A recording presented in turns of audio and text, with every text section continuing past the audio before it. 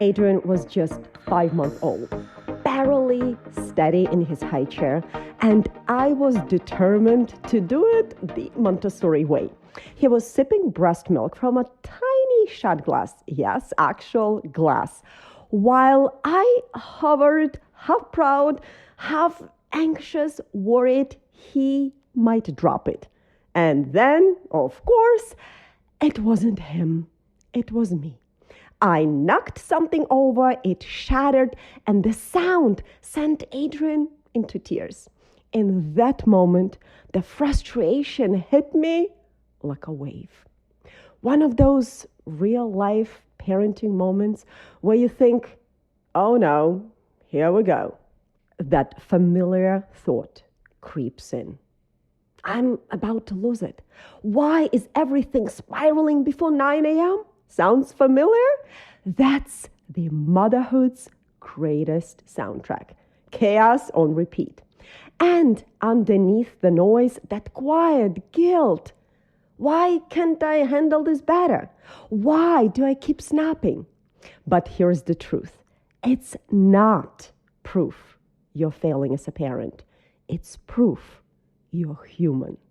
And here's the good news. Your brain can learn a new response. And what I'm about to give you isn't just another parenting hack.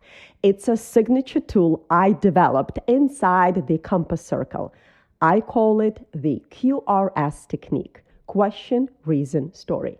It's a quick reset you can use in the heat of the moment. Just a few seconds, yet it can change the direction of your entire day. So instead of reacting on autopilot, I paused and asked, what's really going on here?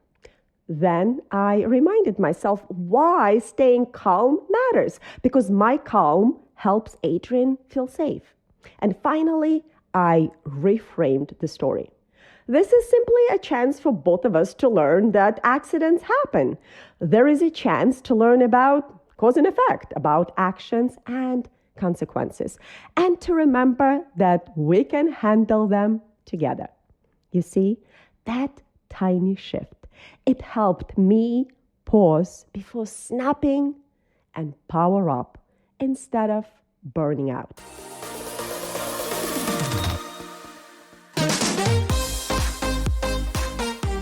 My friend, and welcome to the Anya Garcia Show. Here, we will explore the science of learning, the art of parenting, and the mindset shifts that help you simplify your journey to amplify your growth. You see, I thought I would find purpose in courtrooms until motherhood showed me it was waiting at home. So I traded my attorney briefcase for the beauty of homeschooling, depositions for diapers, and settlements for sensory play.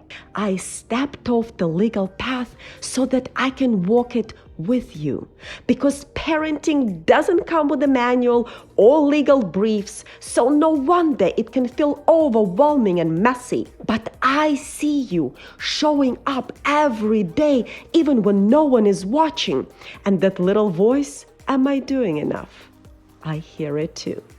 But here is the truth. You don't need more to be enough, because more doesn't create peace. Alignment does. Progress matters more than perfection, and when you stop doubting, you start leading with confidence. And before you know it, you have created a space where you and your child thrive. Because humans are born with this natural desire to learn and grow, and I am here to help you harness that. Your child's potential is limitless, and so is yours. We just need to unlock it. So why does this matter right now with back to school already in full swing? Because this is exactly the season when chaos shows up the loudest. Those early mornings, the sibling squabbles, the snack spills, the mad dash to get out of the door, it all piles up fast. After a summer of looser days, the shift into structured routines can feel overwhelming for everyone. That's why weaving the QRS technique into your back-to-school rhythm matters so much. It gives you a simple, powerful tool to bring calm into the mess, clarity into the noise, and a chance to turn spirals into opportunities for more intentional, peaceful parenting. And here is the wild part. Literally, the way our brains handle chaos today isn't all that different from how our ancestors handled danger thousands of years ago. Our wiring is ancient. It's a leftover survival instinct designed to keep us alive when the threats were real. And although we are not facing saber-toothed tigers anymore, when chaos hits, spilled milk, a screaming toddler, sibling wars, our nervous system still reacts as if life is on the line.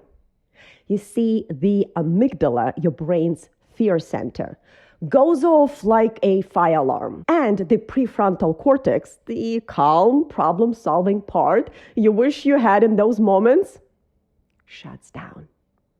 That's why you yell. That's why you slam the drawer.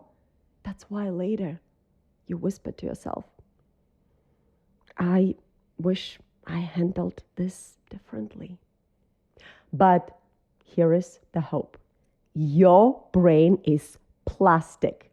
Neuroplasticity literally means you can rewire it. With practice, you can teach your nervous system a new script. Instead of reacting, you can respond. Instead of guilt, you can grow. And that's exactly where the QRS technique comes in. Picture this. You are already late for the dentist, and your toddler suddenly decides pens are optional. Again? Or the kids are wrestling in the back of the seat of the car, and one of them lets out a scream that could win an Oscar. Or you just clean the kitchen, and 2.3 seconds later, someone manages to spill juice, cereal, and glitter, yes, glitter, all at once. Your nervous system on fire. Your instinct, snap. Your guilt, instant. That's where QRS technique comes in. Let's run it in real life. Q is for question. Pause and ask. What's really going on in here? Is this about the pens, or is my toddler craving control? Is this about the scream, or is someone just overtired? Is this about the spill, or was my child trying to help and it went sideways? That one question flips you from judgment to curiosity. Next, R is for reason. Remind yourself, why do I want to stay calm? Because when I stay calm, my child feels safe.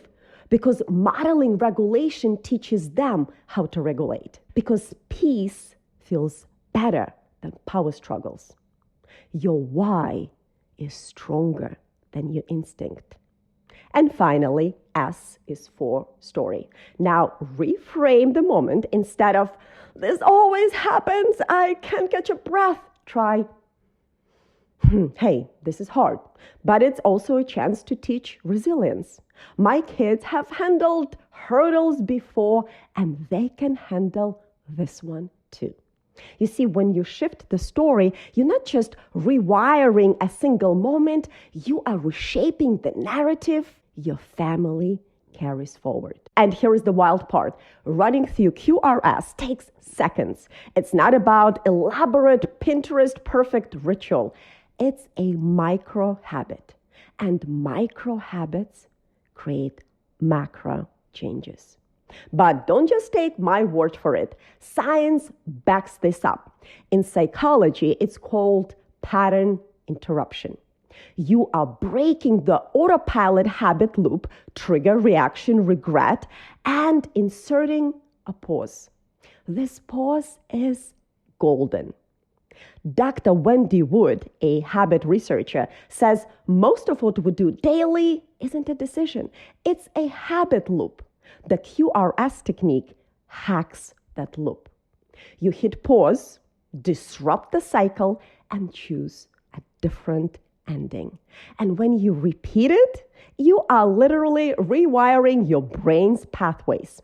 Neuroscientists call it use-dependent plasticity. The more you practice calm, the stronger the calm response becomes. Now, let's go back to the kitchen. Juice spilled, glitter everywhere, you're triggered, but you pause. Question, what's really going on? They were trying to help, and it went sideways. Reason, why do I want to stay calm? Because exploding over glitter isn't the memory I want them to carry. And finally, the story. How can I reframe this? Okay, this is a teaching moment. We'll clean it together. And maybe next time, glitter stays outside my house forever. See the shift? The scene did not change. The meltdown didn't vanish, but you changed the energy. And that shift in energy doesn't just shape the moment, it sets the atmosphere your kids are growing up with. Which brings me to where we are right now. As we walk this back to school season, chaos tends to crank up. Early mornings, new routines, the rush to get everyone out of the door. And just like that moment with the glass, our kids are watching us closely. They're like little emotional detectives, picking up on every cue, whether we're anxious or calm, whether we see this season as stressful or as a fresh start. They become fluent in our unspoken language, our size, our tone, the look on our face as we glance over the calendar, or our body language. That implicit communication is powerful. It tells them whether this season should be feeling exciting or dreadful or overwhelming. And they mirror it back to us almost instinctively. And here is the thing. Not every child feels the same about back to school. Some are thrilled, some are nervous, some are holding both feelings at the same time, and that's totally okay. Just last week at our dinner table, a little non-negotiable treasured ritual when we all gathered together, Julia was already lamenting about how impossible sophomore year was going to be. Anticipating the crazy homework load stacked on top of daily grueling cross-country practice, total dread, total panic. And across the table, Adrian was practically bouncing, so excited to start 6th grade. Yay! I can't wait to see all my friends. Summer felt so long. 2 kids, same table, same season, completely different stories. And that's what makes our role so vital. And that's exactly where the QRS technique helps. It gives us a way to meet the unexpected with calm and curiosity. And we can guide our kids through the turbulence of transition without getting swept away ourselves. So instead of saying, the beginning of the year is always tough, or school is such a drag after summer, you can shift the script. Try curiosity instead. Like, I'm curious what new things you'll discover this year. Or, I'm so curious how many new friends you will make this year. This small change keeps it open-ended and invites curiosity and positivity instead of worry. But when worry does show up, we can validate it, because worry or anxiety isn't bad, it's normal. It's a healthy response to new things or uncertainty. In fact, worry and excitement sit side by side in our brain, just 2 opposite ends of the same spectrum. In fact, they are biological cousins, since they trigger the same physical sensation in the body. Racing heart, butterflies, sweaty palms. Neuroscientists refer to this as arousal. And the brain can label it as either fear or excitement, depending on the story we tell ourselves. That's why reframing matters so much. So when we tell our kids it's okay to feel nervous, grown-ups feel that way too. We're teaching them that change can feel uncomfortable and they can still handle it. We can even point them back to their own success stories. Say, hey, remember that time when you were so nervous before the soccer tryouts and you managed it like a champ? That reminder becomes proof that they are capable of handling this too. You see, what grounds our kids isn't a flawless morning checklist. It's us. Our calm presence, our curiosity, the story we tell with our words, our body language, and our unspoken cues. Because when we show up steady, we become the bridge between dread and delight. And our kids learn in real time that new beginnings might feel strange, but they're not scary. They're manageable. They might even be full of possibilities. So as you practice QRS technique this week, know that you're not just calming the chaos, you're also setting the tone for your child to feel capable and at ease as they head back to school. And your curiosity becomes their guide. You've got this. And so do they. And listen, I don't get this right every time either. Sometimes I snap, I yell, or slam the door. Sometimes I cry. But the QRS technique reminds me I'm not powerless. I have a tool, a choice, and the way back to the mom I want to be. This is not about perfection. This is about practice. One pause, one reframe, one power up at a time. So if you are ready for more simple, powerful shifts like this, tools that help you parent with intention, even when life feels messy, come join us inside the Compass Circle. This is where we practice together, laugh at the chaos, and remind each other that small pauses create big ripples. So here is your homework this week. Catch one spicy moment, just one, when the spilled snacks or the sibling squabbles start to spiral, and instead of reacting on autopilot, hit pause and run through QRS. Question, reason, story. That's it. And notice what happens. Notice how your nervous system softens. Notice how your child responds differently. Notice how the energy shifts and how it gives you just a little more space to breathe. Because these tiny pauses create big ripples. And speaking of ripples, next episode is our grand finale in this Back to School Rhythm series. We are talking about the MIA routine, game-changing rhythm that helps you anchor your day when everything else feels a little chaotic. Trust me, you don't want to miss it. Until then, my sweet friend, and remember this, you're not failing. You are rewiring, one pause at a time. I'll see you next time.